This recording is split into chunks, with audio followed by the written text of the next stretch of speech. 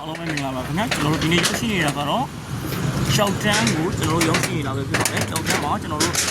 ဆိုလာ9ချက်ကိုပေါင်းဝတင်ပြီးနေတာပဲဖြစ်ပါတယ်ခင်ဗျာအခုဒါကျွန်တော်ဝေးတန်းပြပြီးတော့တဲ့အချိန်ပိုင်းလေးပဲဖြစ်ပါတယ်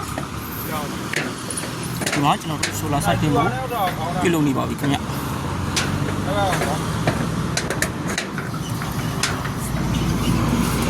ဟုတ်ကဲ့ချက်တော်လောလောဆယ်ကျွန်တော်တို့ပေါ်ရောက်ရှိလာတာပဲဖြစ်ပါတယ်ခင်ဗျာ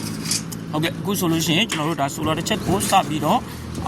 တက်ဆင်နေတာပဲဖြစ်ပါတယ်။နောက်တစ်ကျွန်တော်တို့တက်ဆင်ဖို့6ချက်ကျန်ပါသေးတယ်ခင်ဗျ။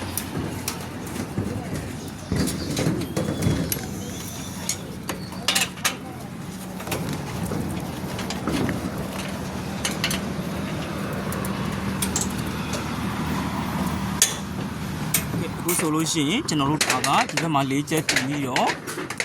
ဒီဘက်မှာကျွန်တော်တို့3ချက်တင်ပေးထားတာပဲဖြစ်ပါတယ်ခင်ဗျ။ဒါကတော့အခုကျွန်တော်တို့နောက်ဆုံး final ဖြစ်တဲ့ solar connection တွဲပြီးတော့ကျွန်တော်တို့ဒါအကျိုးတွေထည့်နေတာပဲဖြစ်ပါတယ်ခင်ဗျာဒီမှာဆိုလို့ရှိရင်ကျွန်တော်တို့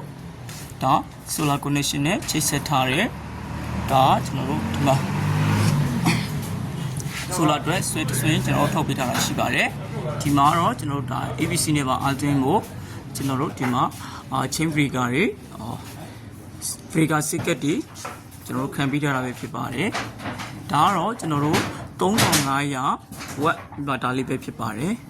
3500 watt inverter လေးကိုကျွန်တော်တို့တွဲဖက်ချိသုံးပေးထားတာကတော့314 AA ဖြစ်တယ်ကျွန်တော်တို့ FVC 30 လေးပဲဖြစ်ပါတယ်ခင်ဗျဒါဆိုတော့တက်ဆက်ခရင်လေးနဲ့လာတဲ့ video လေးတွေပဲဖြစ်ပါတယ်ဟုတ်ကဲ့အားလုံးပဲကျေးဇူးတင်ပါတယ်ခင်ဗျာ